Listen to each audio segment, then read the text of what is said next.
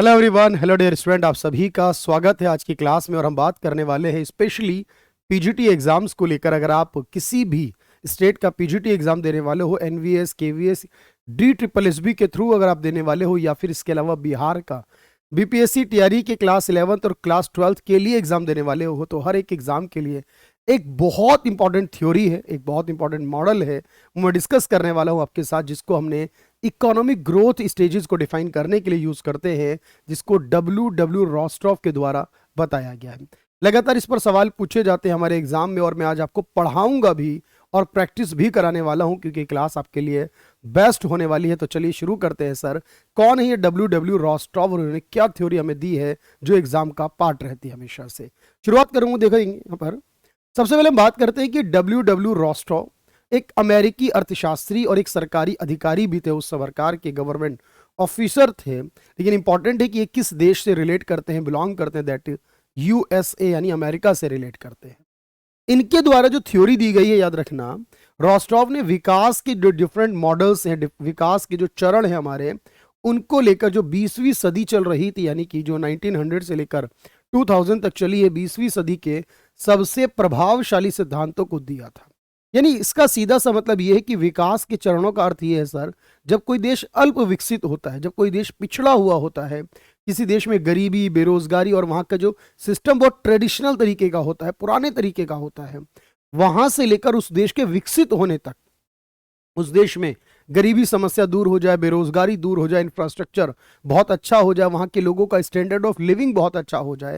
यानी simple way ये है इसका कहने का, अल्प विकसित देशों से लेकर विकसित देशों तक पहुंचने की जो प्रक्रिया के 5 चरणों को डिफाइन किया इन्होंने। यानी पहला चरण अल्प विकसित और 5वां चरण जो होगा वो विकसित होगा, और इस बीच के 3 चरण क्या होने वाले, इनको डिफाइन करने वाली जो थ्योरी है वो रॉस्ट्रॉफ के द्वारा दी गई। कितने? 5, याद रखिएगा। अब यहां पर बताया कि इसको 1960 में यानी प्रकाशित किया गया था, 1956 में मिलता है कि इसकी शुरुआत की गई, और 1956 में इसको बनाने के बाद 1960 में ऑफिशियली इसको जो है यहां पर वो पब्लिश कर दिया गया था कि 5 चरण क्या होने वाले। देखो, इन्होंने बताया जो पहला चरण होगा वो ट्रेडिशनल सोसाइटी का होगा, यानी पारंपरिक समाज का होगा।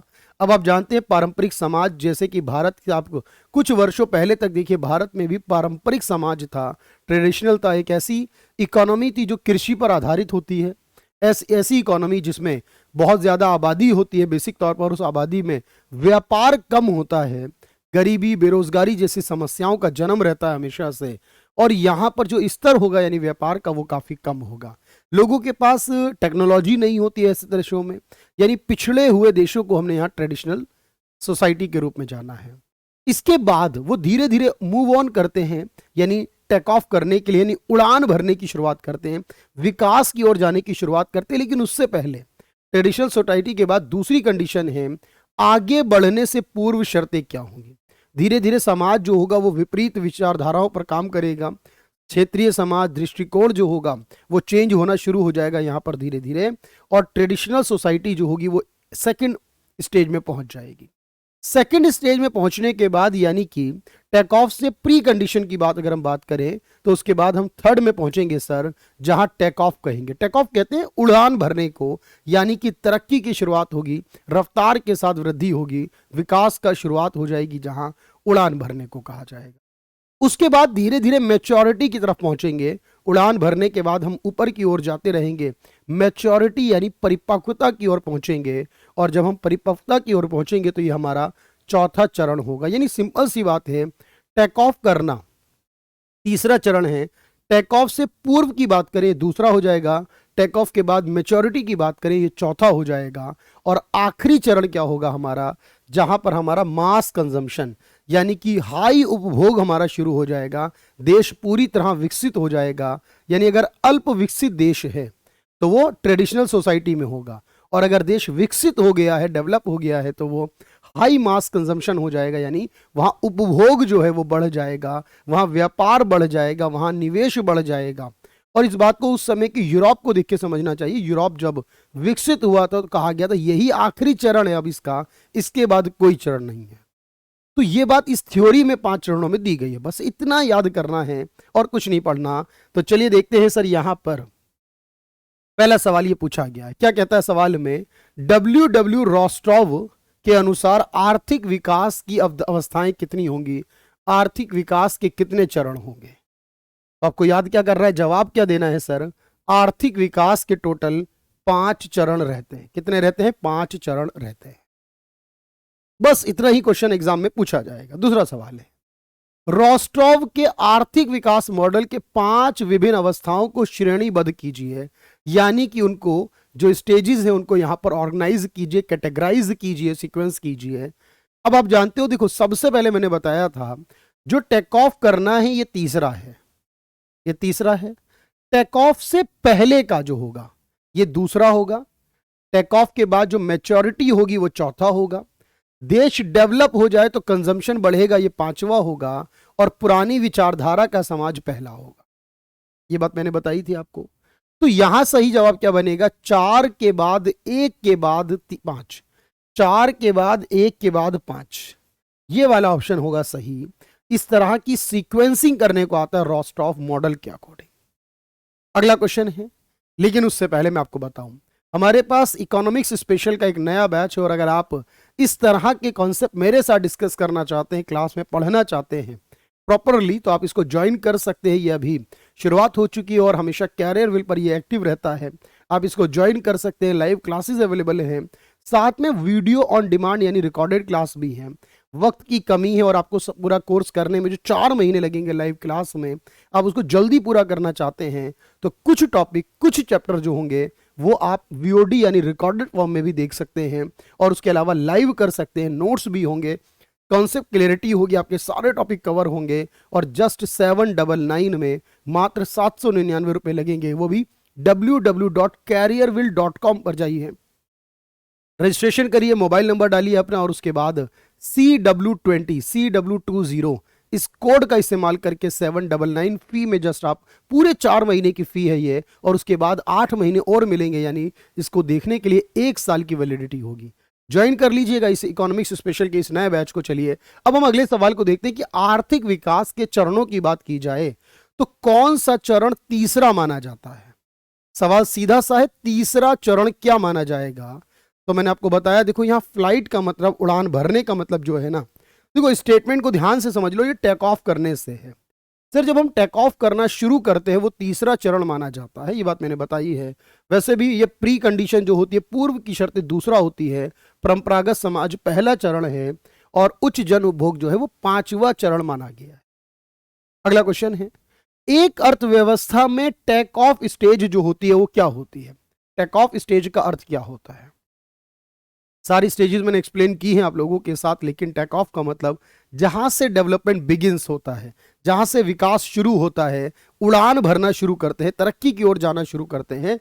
जब हमारी इकोनॉमी जो होती है वो डेवलपमेंट की बात करती है, तो डेवलपमेंट बढ़ना, डेवलपमेंट का होना, इसी को हमने कहा है टेक ऑफ करना। रोस्टोव के अनुसार विकास का अंतिम चरण कौन सा माना जाता है? तो रोस्टोव के अनुसार जो विकास का अंतिम चरण माना गया है वो कौन सा होगा? याद रखना, रोस्टोव कहते हैं कि जो आखिरी होगा हाई मास कंजम्पशन, यानी जहां उपभोग बढ़ जाएगा, जहां लोगों का स्टैंडर्ड बड़ा होगा, पैसा, व्यापार, इनकम होगी और उस इनकम का खर्चा भी होगा, इसको माना है इन्होंने, यानी एरा ऑफ मास कंजम्पशन, ये 5वां है। आर्थिक विकास की निम्न अवस्थाओं में एक उल्लेख रोस्टोव ने नहीं किया।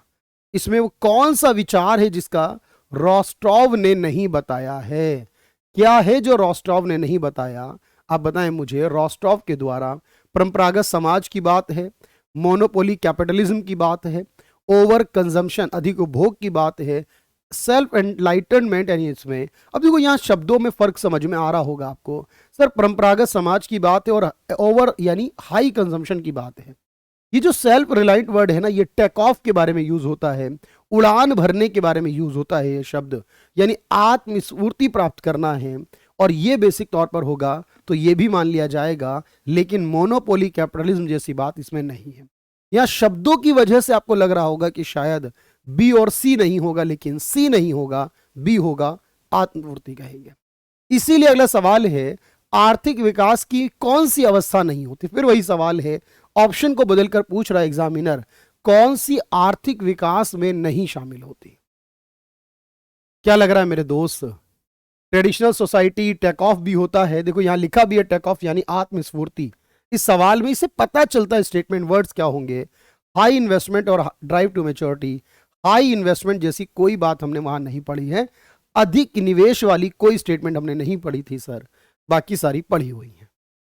आत्मस्फूर्ति के बाद यानी कि टेक ऑफ के बाद, तीसरे के बाद चौथा क्या आता है, तीसरे के बाद चौथी अवस्था कौन सी आती है, तो आपको जवाब याद रखना है सर, तीसरे के बाद जो चौथी अवस्था हमारी आती है उसे stage to maturity, drive to maturity, परिपक्वता की अवस्था कहते हैं। और एक आखिरी सवाल और होगा हमारा, रोस्टॉव की अवस्था, जो विकसित देश हैं वो कौन सी स्थिति में पहुंच चुके हैं। देखो जो अल्प विकसित हैं वो हमारे ट्रेडिशनल सोसाइटी का हिस्सा हैं। जो विकासशील हैं वो दूसरी, तीसरी और चौथी के बीच में फंसे हुए हैं। जो विकसित हो चुके हैं वो पांचवें में पहुंच चुके हैं, लास्ट में। और वो पांचवा यानी लास्ट कौन है सर, वो है यहां पर स्टेज ऑफ ओवर यूज, यानी ओवर यूज मत कहिए, ओवर कंजम्पशन कहिए, यानी अधिक उपभोग कहिए, उपयोग नहीं, ओवर कंजम्पशन, अधिक उपभोग जो होता है, उपभोग की अवस्था में वो पहुंच चुके हैं। तो आई थिंक ये बेहद प्यारी सी थ्योरी है रोस्टॉव की थ्योरी, और आपकी इस छोटी सी क्लास के अंदर आपने ये बात सीख ली होगी। मात्र 10 से 12 मिनटों में आप ये बात समझ गए कि रोस्टॉव थ्योरी पे अगर कोई भी सवाल आएगा तो इसके बाहर नहीं जाएगा। तो होपफुली आपको ये बेहद समझ में आ गई होगी और अच्छे से इसको आप दूसरों के साथ शेयर जरूर कर दें। ज्ञान पॉजिटिवली होकर आप डिवाइड करेंगे, आगे बांटेंगे, लोगों को पहुंचाएंगे, तो ऑब्वियस उसका बेनिफिट आपको जरूर मिलेगा। Thank you everyone, thank you so much.